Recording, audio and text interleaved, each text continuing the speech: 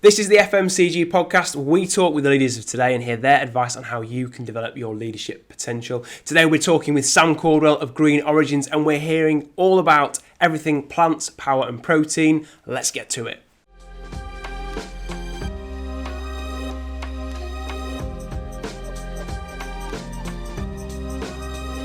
Hi, good morning. My name is Rich and we're Consumer Hub. We specialise in recruiting marketing, innovation and sales professionals into the food, drink and consumer sector. I'm with Sam Cordwell today from Green Origins and Rainforest Foods, and I'm very excited to be talking all about plant protein and plant power today with Sam. Sam, tell us a little bit about yourself, where you're from, what you're up to and what is Green Origins all about? Yeah, cool. Thanks, Rich. So what I'm about, my current role is Head of Sales and Business Development here at Green Origins Superfoods.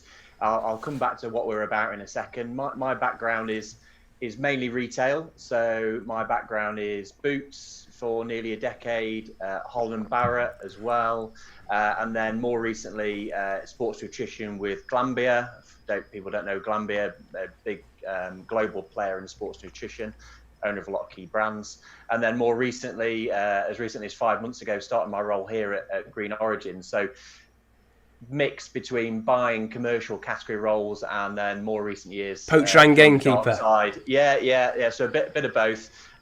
So joined the dark side a few years back and stayed there. So it got me.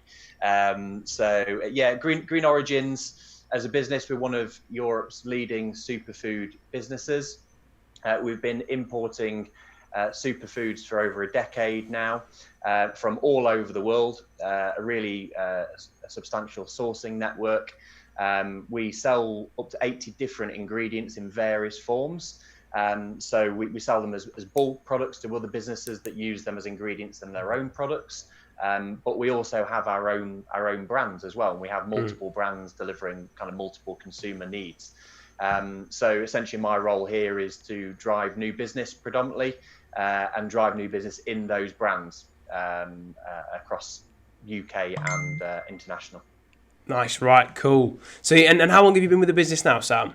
So 5 months here, just approaching 6 months. So I'm still relatively fresh. But I'm not new to the space. So my background in Holland Barrett, I looked after the BMS category and also the sports nutrition category. And my history at Boots was all healthcare, consumer healthcare, and generally what they would call positive healthcare. So well-being more than the OTC side of the business. And then obviously with Glanbia, everything was about sports nutrition. So my background is pretty extensively about well-being, nutrition, protein, and now I'm fully plant-based, fully whole food oriented in this role, because that's all we do as a business. So we're pretty much pure play about whole foods and nothing else. So that sounds like quite a natural evolution for you then. You kind of following your nose and sort of taking it to its logical conclusion. Yeah, a little bit. I think I've always enjoyed working in the well-being space because ultimately, yes, you're there to sell stuff, whether that's to customers or consumers. But actually, if you're doing some kind of good, whether it's it's a dietary or health good, or actually in our case, we like to think we do good at both ends of the supply chain. Good for the consumer, but also good for the supplier.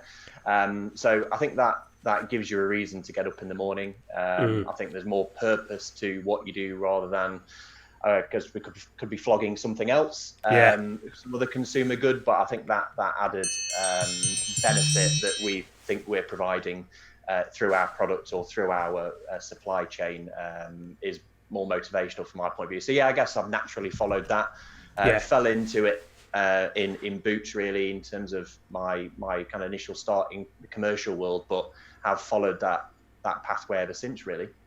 And like plant power and just the trend in plant-based in general has just exploded in the last few years. When we set up Consumer Hub 3 years ago, 2017, it was there as a thing, but I mean, I very much associated it with Quorn and some of the mainstay brands in meat-free. And for me, it seemed like it was like a very clear lifestyle choice. It was all or nothing. But now it's kind of blended into the mainstream, and I'm a bit of a carnivore at heart, hands up. But as a family, we've reduced more meat, and I've become a lot more interested in plant power. And I don't know if I would ever go like full vegan or full vegetarian, but I think I'm really interested in the whole variety of health benefits that come from a lot of these pure plant-based products. And actually, the amount of like dairy we consume isn't necessarily good for us, from what I've been sort of seeing from my reading. So, I mean, have you found in your business this year in lockdown as well, everyone's at home and thinking about their well-being more, have you found there's been an even steeper acceleration in that trend of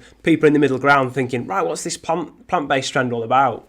Yeah, I think all those key trends were there driving this category before COVID. So whether it was about holistic health, whether it's about animal welfare, whether it's about concern about the environment, whether it's just eating a plant-based diet for health reasons, for one reason or another, whether that's performance related, weight related, or just general well-being. Those things were all there.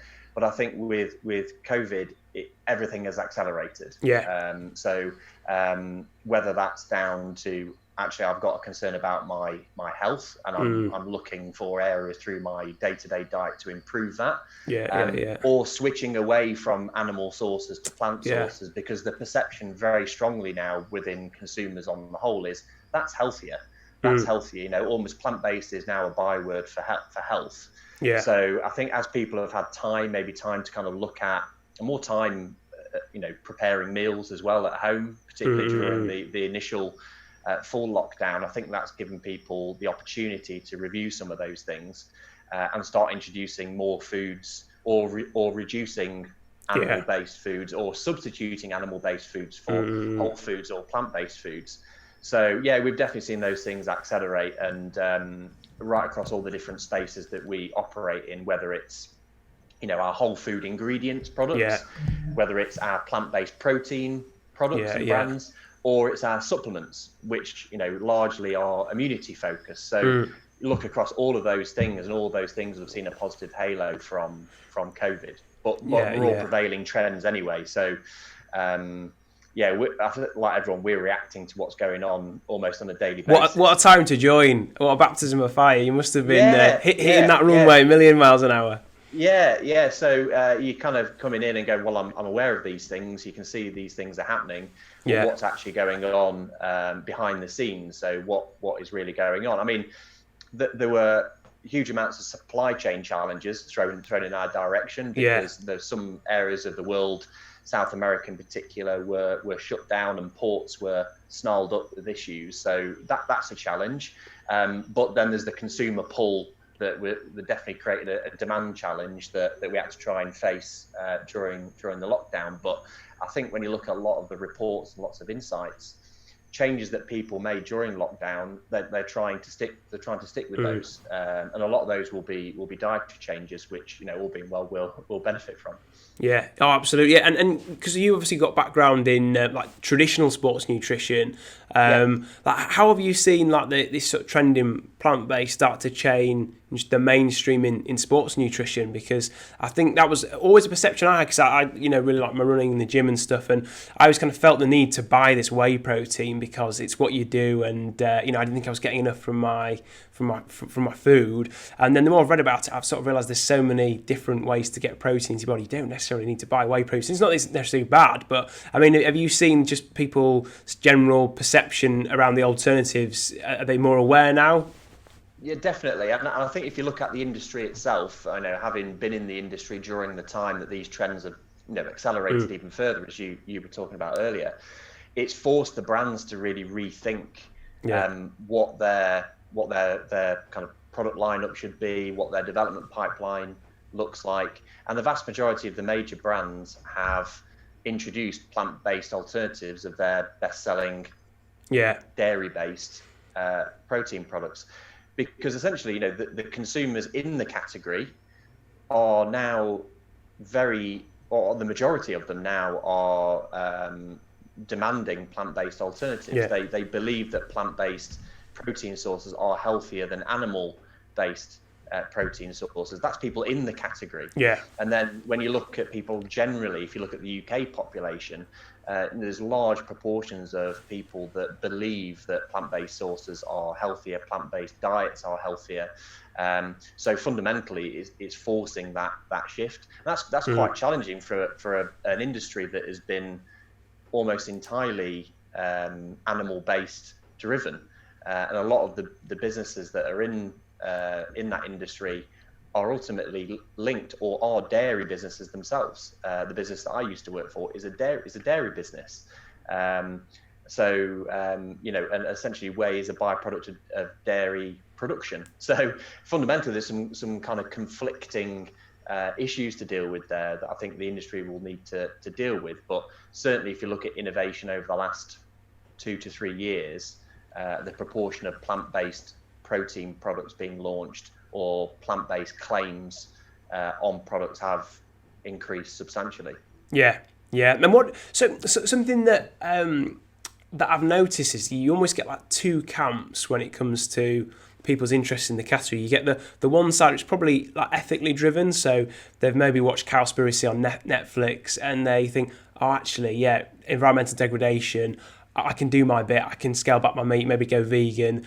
And then you've got the other camp. I probably put myself in the other camp. Like I only buy British anyway. I buy kind of, high welfare for meat that's English. And we've got some of the best welfare standards in the world. So I kind of think, well, I'm not chopping the rainforest down. It doesn't bother me too much an hour when I sleep. The thing that's caught my attention is the health benefits of plant protein, selfishly, and I'm just being honest there. And where do you think the main driver is in those two camps? Do you think it's probably the environmental consciousness and sort of, looking at the degradation that happens from sort of industrial farming? Or do you think it's potentially more people's own health needs? Or is it a mix? Like, what's your view on that? I think it's a mixture. I think there's definitely health, there's definitely environmental, and there's definitely animal welfare, and they're all playing a part. And I think depending on where you are, you might have a combination or one of those three being the lead motivation.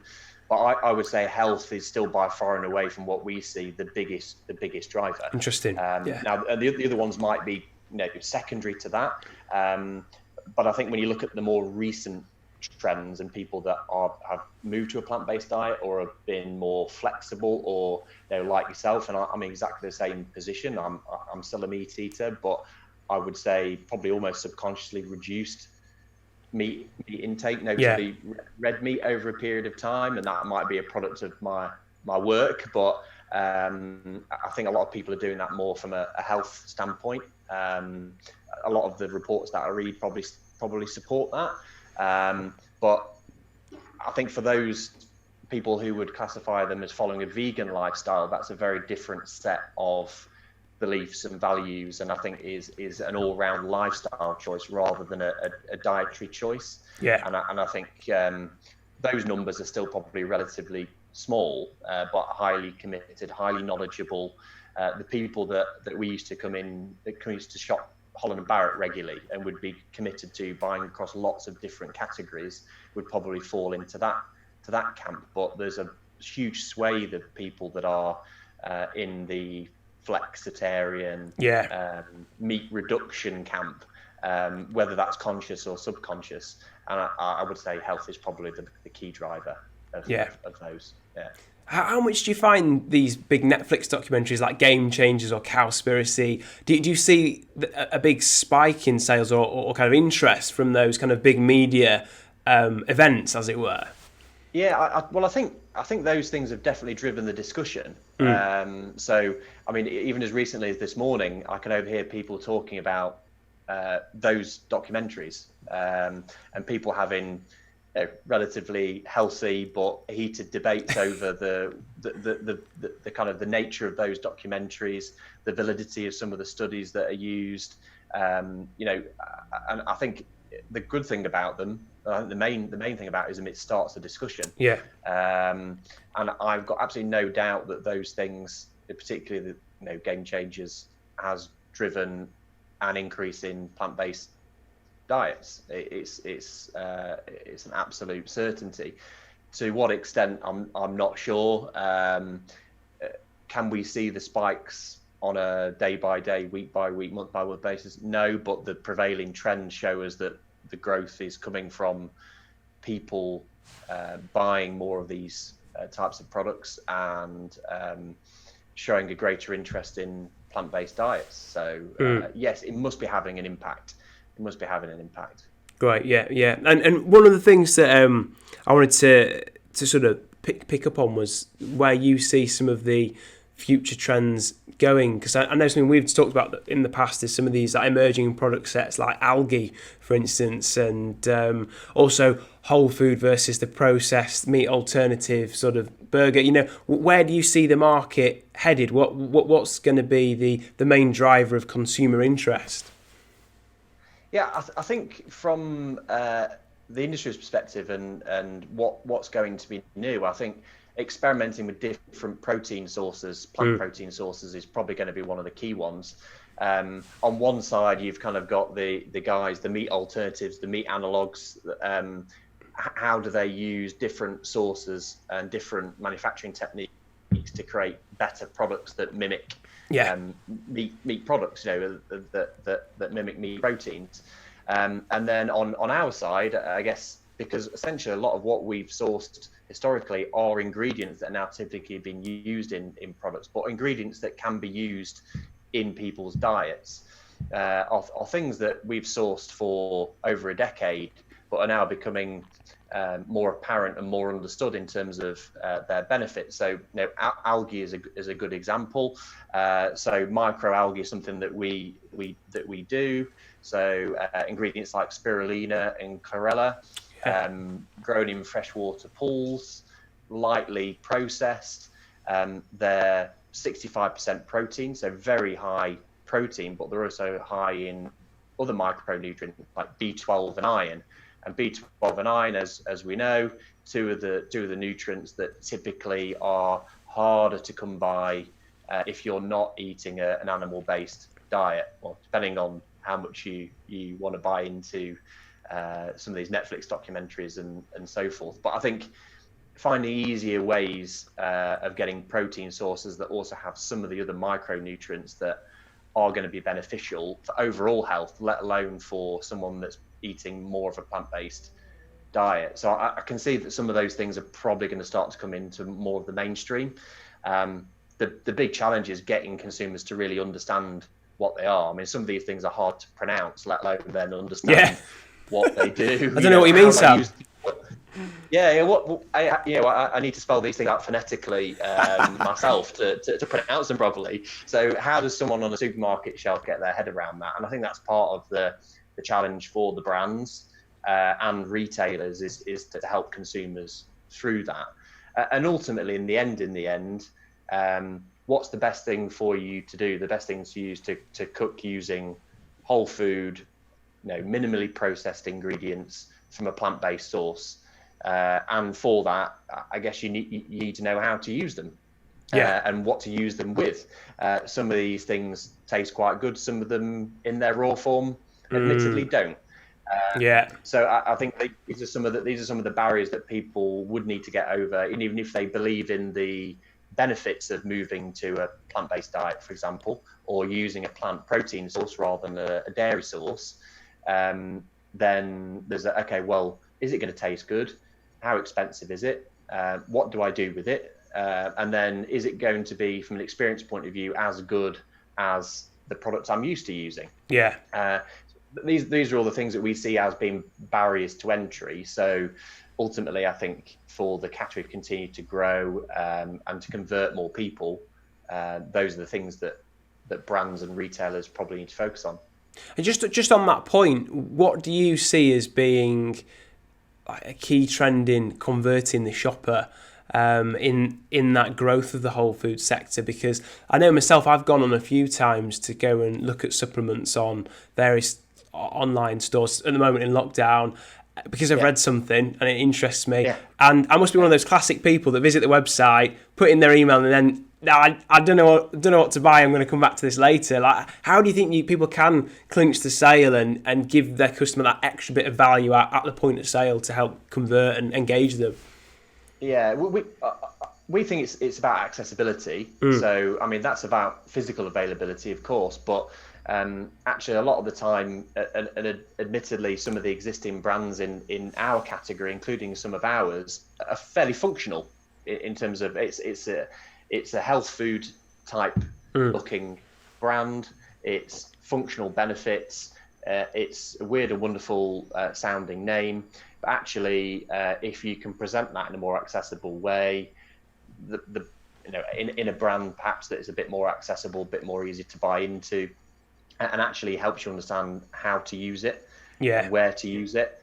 And then, I think some of the price barriers perhaps are also a bit of a challenge, particularly if you haven't tackled the first couple of barriers. Then that's the key, really. So from our point of view, our conversations with retailers are about accessibility to the whole foods category, because it has been there for a while. It has existed in traditional health food sector, and how do you break out that? How do you drive penetration? Well, that's by making it more accessible.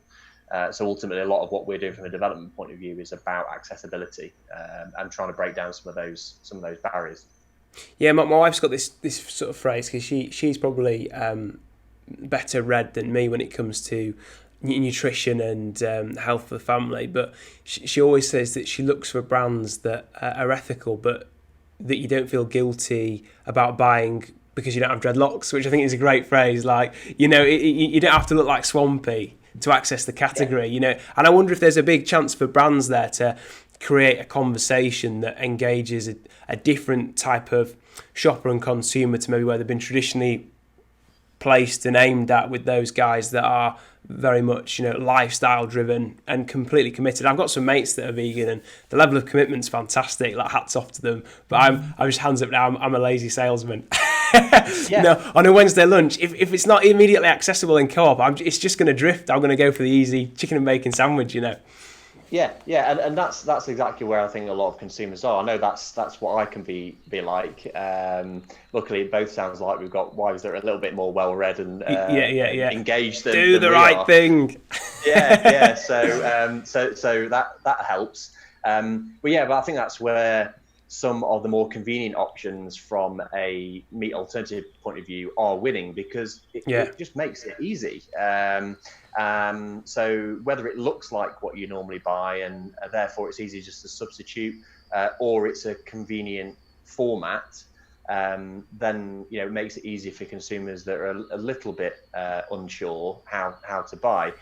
I suppose our hope as a business that deals predominantly with the raw form, the ingredient, is that actually that increases the level of knowledge and education in plant-based sources, and actually the next logical step from that is to go to more of a kind of a scratch cook approach, whereas actually I'm going to use this stuff in my kind of day-to-day cooking at home.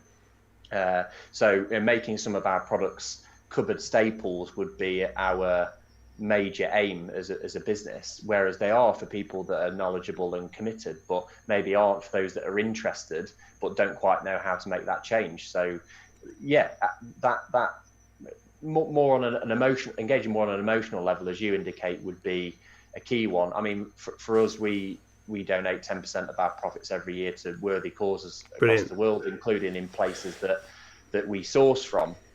Obviously, so we're trying to give back to some of the communities that support us be a successful business. So that's an important message for us to get across to consumers as well, because ultimately it makes it easy for them to do something good for themselves and for something else. And I think that's a key driver now to a lot of purchase decisions, particularly in this space. So I think that has to continue to be a focus for us and for the wider category to continue to grow. How do brands crack the affinity question when they're, if you're a new brand and you're trying to drive growth and drive accessibility into the category, retailers, maybe it's not a core category for them, they don't necessarily understand it. How do you sort of problem solve on multiple fronts, where you've got to increase visibility and availability, you've got to sort of make the message clear for the consumer, and also you want to get cut through on brand affinity and get that sort of almost you want to be the Hoover, don't you, of the category, where people associate the name of the brand with the product, so that it's a kind of gateway into. How do you do that? How do you kind of hone the brand affinity alongside all the stuff that you mentioned there? Yeah, I guess if I knew for sure the answer to that question, I think I'd be a very rich man. Yeah. Right now, I don't think anyone's really cracked all of that. Well, as I said, without revealing too much from our point of view, I think we've kind of looked quite critically at some of our existing portfolio that's very successful, and looked at how we can adapt that and deliver that in a different way to consumers that aren't necessarily engaged in the same kind of way. And a lot of the time, that's probably taking the retailers along that journey as well. But also a lot of brands in this space, particularly our space, they're not huge businesses with multi-million-pound media budgets either. So being able to communicate that in a meaningful way to lots of consumers is quite a challenge. So starting small and building from a base of consumers that are knowledgeable, trying to then introduce new consumers in a more meaningful, maybe more emotive way, and then introducing innovation that makes it easier, quite frankly. And I think that will be the long game. Whether someone comes in and really wants to invest heavily in accelerating that is yet to be seen. But I think those are challenges from a marketing and brand perspective that we're tackling every day. Yeah, I can imagine that. Well, when you've got your Black Book of Secrets, Sam, let me know, and I'll we'll go halves on that millionaire portfolio. Rich, I'll share. Yeah. So of some of the products that you do, like what are some of the for our listeners? I mean, and for me as well, I've had a look at the website. But what do you think are some of the best products that you've got that are untapped, underregarded, that are just really good products people could build into their, I don't know, scratch cooking meal prep? Are there any gems out there in the Green Origins portfolio you think people need to know about? Yeah, well, I've mentioned the algae thing. Yeah. Just to first touch on that again, I'm fascinated by this area because, something like, chlorella is a good example. Chlorella is a product that the Russians gave to victims of Chernobyl to help with radiation poisoning. Wow. It's something that NASA consider using for astronauts in space because it's so packed with nutrients. And it's completely natural. So it's a fascinating product. So for me, coming from a well-being background, you're kind of used to products that have got high levels of micronutrients or high levels of macronutrients, not necessarily both. And you've got a naturally derived product here that delivers high protein, high B12, high iron, and high levels of protein that would rival some dairy sources. And that's not predominantly what this is bought for. This is bought for predominantly its micronutrient profile, which is why we also sell it as a food supplement. Yeah. Because essentially, it helps with energy, it helps with immunity, and we all know people are looking for ways of driving their immunity right now. So that it's not necessarily a hidden gem, I would say, from our point of view, but is it something that the masses really understand? Is it something that people really get? No, not right now. So that would be one area that I'm fascinated by, just because it delivers on so many levels. So that would be one. Another one that, and again, these are all kind of ingredient stories, but another one that fascinates me is acerola. Which is a fruit, so it's effectively a cherry, but we sell the dried powder. But this is super high in vitamin C. So a 5-gram serving of this is a 125-gram pouch, has as much vitamin C as 10 oranges. Wow! In a teaspoon. So I think for you and I, really lazy consumers, really can't be bothered peeling an orange. A teaspoon of that, saves you a lot of time. You've just hit the nail on the head. That is my number one problem with oranges. It's not a banana. Yeah, and you can't peel it. Pith stuck under your nails. I mean, why bother? So I guess we would always, I suppose, support a food first approach, of course, but for people that are wanting to supplement that insurance policy, if you will, add something in that's going to guarantee a level of nutrition, particularly right now. I mean, something like this is an absolute classic example where if you're a smoothie drinker, so I had a breakfast smoothie this morning, drop a spoonful of this in, and that's my vitamin C for the day. Well, not just the day, for the rest of the week. But yes, certainly, those are the type of products that I would kind of talk about quite regularly, maybe to customers that aren't into the category in the same way. Do you reckon you could put so something that we've been doing as a family during lockdown? We've got really into like eating breakfast together as a family again. It's less busy lives, really good, just anchor point. And I now do like porridge for everyone in the morning. That's my job. That's how good I am as a cook. I've mastered porridge at the age of 32. You got porridge down. Yeah. There we go. So do you reckon some of these supplements would be good to sort of sneak in the porridge, kind of like hidden goodies for the kids? Yeah, absolutely. And I think we've got recipes on the back of all of our packs, and we'll categorize them into different groups. Some of them are pop it in a smoothie, pop it in your porridge, make protein pancakes, make, if you're making homemade snack bars, drop it in a bowl of soup or a stew. There are kind of endless applications to it. And a lot of the time is actually try and make that as simple as possible. So, a protein blend, a plant-based protein blend is an easy conversation to have, because it's predominantly going to be a smoothie based or some kind of breakfast solution where it's a 20-25 gram serving, mix it into something that you've already made. It might be a porridge or something else oat based. So protein pancakes, really easy example with something like that product. And I guess from a family perspective, dropping some of this stuff in, mixing it in before it goes in the bowl, you've done your job as a parent. You've delivered nutrition, and probably don't even realise that they've had it. So I guess there's an appeal there. To lace your kids' porridge with some acerola or something like that, and they get their vitamin C. That's a great. You've just given me an idea. So I do pancakes. Pancakes is the thing I can master. I mean, my itinerary is busy in the week, and I do pancakes and porridge. What can I say? But busy that. Yeah. And but sneaking some protein would be a great shout. Actually, get some of those. So I think that's one of the things we've worked out with the kids is like with fruit. It's a lot easier just to put it in stuff. Put fruit in porridge, they'll eat it. Oh, this is sweet. There's no sugar, there's just some apples in it. Tell them to eat an apple. It's, you think you tell them it's the end of the world. So that's a good shout. Like, sneak some acerola. What was the other one? Acerola and then chlorella is one of the other microalgae products. Right, yeah. I would say that is one definitely to try and mask in a smoothie rather than stick it in porridge. You turning your porridge green, probably not a good look for the kids. But certainly in smoothies or snack bars, something like that. Again, it comes back to the thing. These are ingredients. These are packed full of micronutrients, and actually they're ingredients to use in other things. Yes, you can mix them with water and down the hatch, but equally you can build them into existing recipes, and that's the beauty of them in terms of the versatility. So that would be my key advice is from a consumer point of view is find ways of dropping this into stuff you're already making. Because that's an easy way of getting your nutrition. It's the insurance policy that you probably want to make sure that you're doing the right things for you from a health perspective.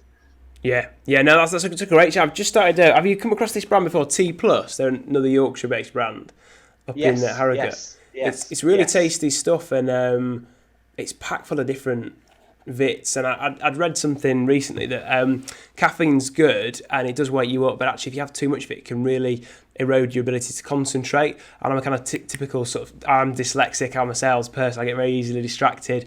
And I thought actually my concentration collapses around 12 o'clock every day. So I just started to kind of phase out my coffee and really, really improve my concentration.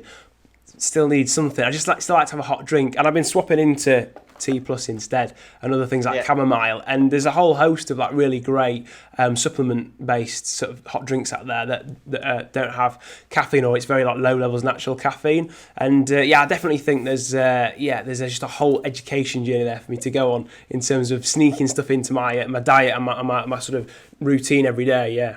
Yeah, I mean, certainly from a pipeline perspective, where we're putting a lot of time, not necessarily in our Green Origins brand, but more in our Rainforest Foods brand, is in meal and snack solutions. Great, because yes, as much as I can talk about these are ingredients, pop them in X, Y, Z. There's a lot of consumers that are time poor, that just want a quick solution, and whether it's a hot beverage, cereal.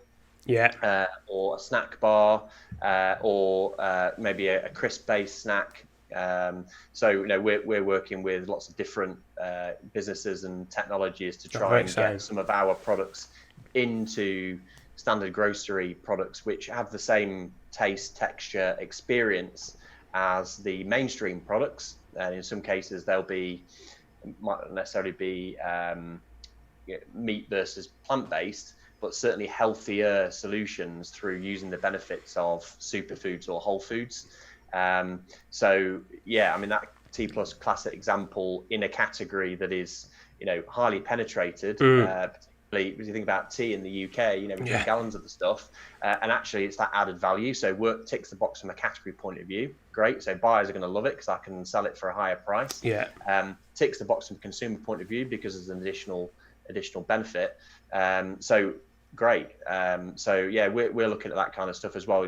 Trying to leverage some of our experience in whole foods and superfoods to move into other areas, because ultimately convenience is going to be king for a lot of consumers that haven't quite moved over yet. Haven't quite considered some of these things. So yeah, I completely get that.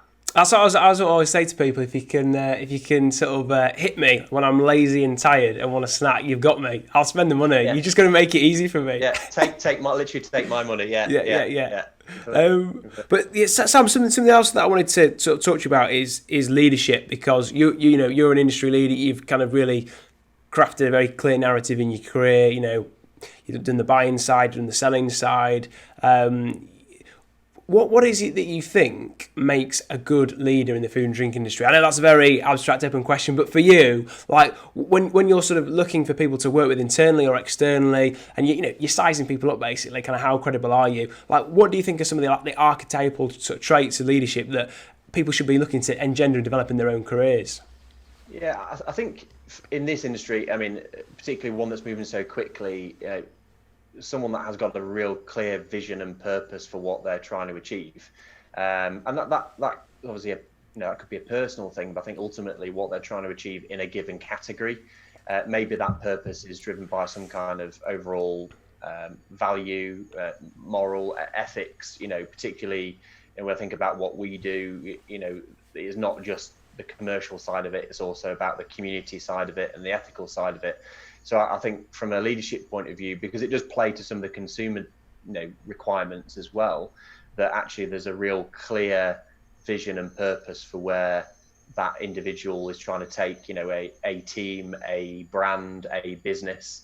So having that underlying purpose and vision, I think, is really, really important, because I think it's highly competitive, right? Particularly in this kind of spaces that we play in. And when I think about, again, sports nutrition and protein, as it's become a bit of a byword for health in itself, that actually mainstream brands starting to jump on that bandwagon over the last few years, that actually, if you've got a really clear mission of what you're trying to achieve, then that helps a lot, because you can very easily get distracted by what's going on around you. So I think that's a key one for me, and I think that helps give everyone focus that's around you as well. So I'm a bit of a strategist. I like coming in with having a plan, getting it on paper, trying to make sense of it on 1 or 2 pages, and then getting alignment and buy into that, getting everyone to really understand it, and then try and execute against it, essentially. If you don't start with that, then I think it makes life quite difficult, particularly when it's quite tough. From a sales and business development point of view, it can take months and years to get some of those big wins across the line. So you've got to commit to what you think the right thing to do is, and keep going until you get to where you need to be. Yeah, it's interesting. That's been a theme in quite a few of the entrepreneurs that I've spoken to across our podcast, but also our clients as well, is that being all things to all people, I mean, it's never worked, but, even less so now. The big brands that just want to be solid, middle tier, beige, they're the guys that are getting eroded. They're the guys that are suffering death by 1,000 cuts. So if you're going to carve a niche at the moment in the world of micro-influencers and subcategories, then you've got to know what you stand for and be passionate about it. And and I think as well, I mean, I always try to look at things in the food industry from a consumer's perspective as well, because everyone's a consumer, right? But, you do pay more, don't you, for things that you love? If something captivates your interest, then you feel part of the journey, don't you? So you'll pay more for it. And there's plenty of stuff in my house that I buy, and there's no rhyme or reason for it. I'm sure I could get something cheaper, but I don't know, I just got a soft spot for this brand. And actually, when I'm a bit bored, the stuff on the back of the packet makes me chuckle. I think, yeah, I'm happy to chuck an extra 50p at you, why not? It's one of those, isn't it?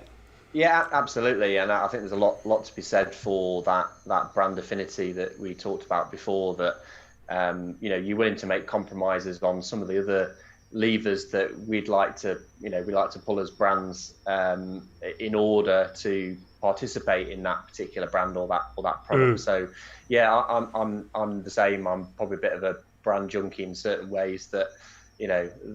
Apple's a classic example, isn't it? The latest Apple product comes out, and there will be people out there who will pitch a tent outside the Apple store and wait for it to arrive because they have that brand affinity with certain people. So yeah, no, I couldn't agree more. It's really difficult to get cut through in some of these categories where the consumers there are prevailing trends, but also there are some boxes you need to tick in the consumer's mind before they make that commitment to buy. And you can't do that by trying to do 20 different things at a time. So having that focus, because just getting one of the things right that we're trying to do at the moment will transform our business and step change our business. So let's try and do one of those things exceptionally well, and win there rather than try and do the other 10. Those will come.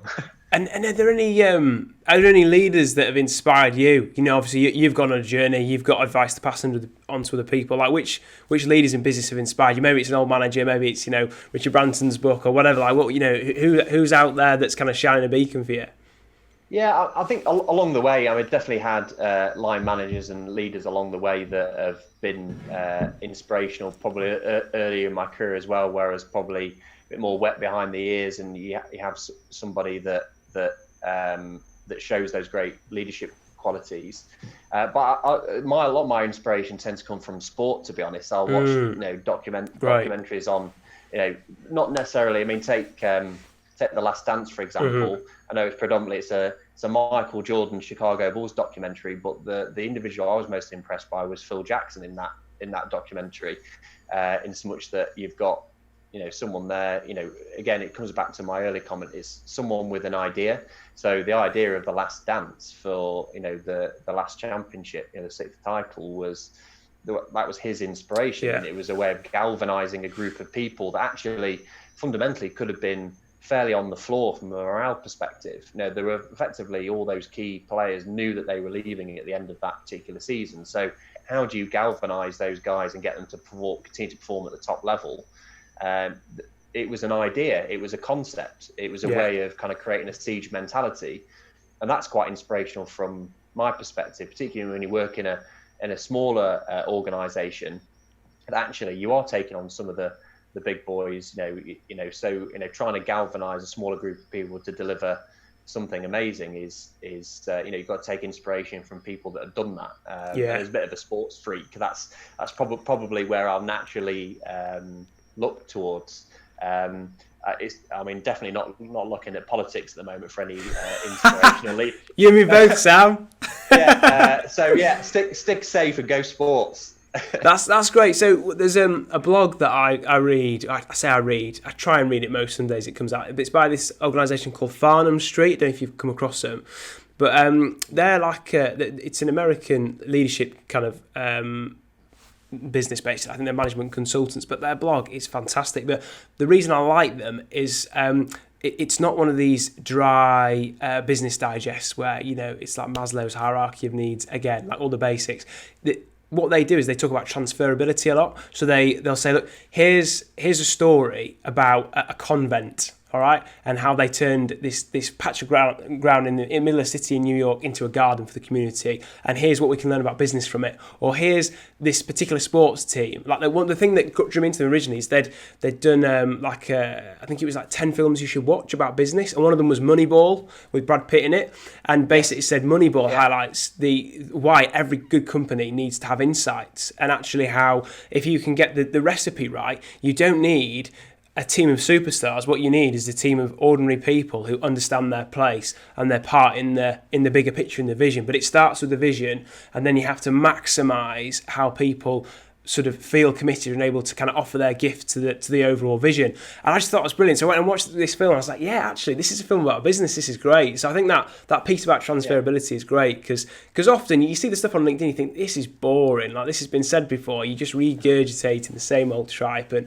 you're always looking for that fresh angle and that sort of fresh bit of inspiration that just probably, as much as anything, teaches you what you already know, but just gives you an application for it in your context today. Like you say, you'll know this stuff from sport, won't you? You're a sportsman, you've worked in the industry for a while, but applying it to the challenge you've got now, that's what you're after, isn't it? How do I apply what I know in an inspired way that drives a bit of growth? Yeah, and I think sometimes it can be, things we already know, things we already should be doing or know we should be doing, but actually trying to distill that into a really simple idea that people can understand, regurgitate, in some cases, call other people out on. If you're not living by that particular vision or that particular idea or concept, then you're not with us doing what we're trying to do. Yeah. So yeah, you can kind of see that, I suppose, more clearly in team sports, but you can apply that to business quite easily. So yeah, I'm up for that kind of thing. Sometimes it's easy to distill it and simplify it, really get people to get behind it and understand it, and then recall it. I think is really important, particularly if it's a particular approach or strategy. If it's not memorable, then actually, it's a slide deck that gets filed away somewhere that no one ever comes back to until the next 12-month strategy review. Yeah. So if you've got something that you can pin up on your desk or whatever that's really simple and that you can live by every day, then I think that's a pretty good way of going about it.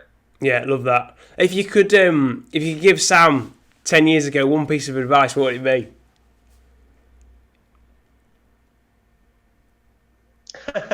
Probably don't worry too much. Don't worry too much. I think I was probably quite competitive as a kind of young 20-something, particularly given kind of my relatively early start in business world, coming through the degree course I did, a couple of years in company placement at Boots, and then best part of 10 years at Boots. I think it's probably, that's the be all and end all, and actually worrying about, what's the next step, what's the next thing too much.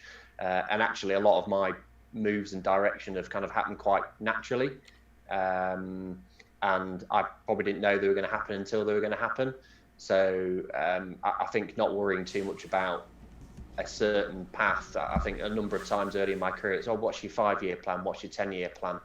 I was never really very good at answering that.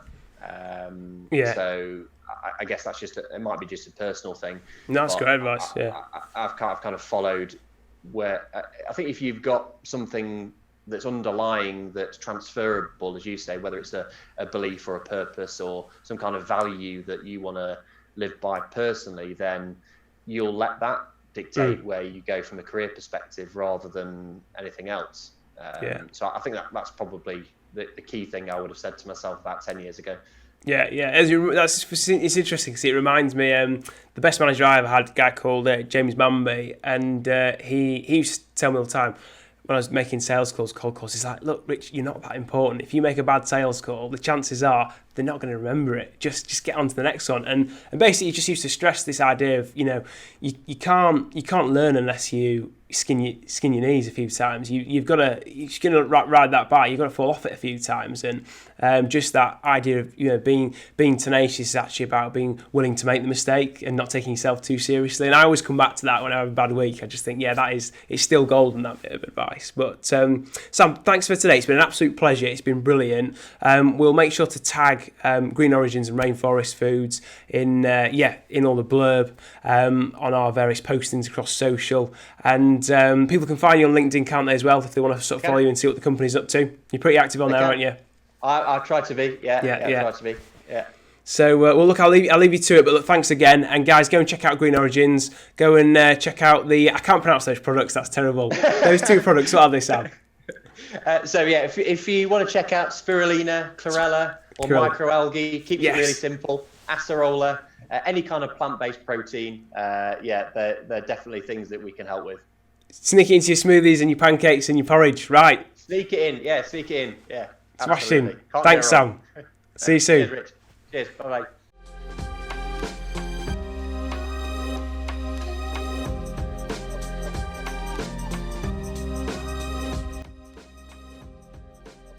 Thanks for watching the video, guys. Check out the playlist here for more content like this. Click the donuts to subscribe so you never miss an update, and give us a like and a comment so we know what content you'd like to see from us. See you next time.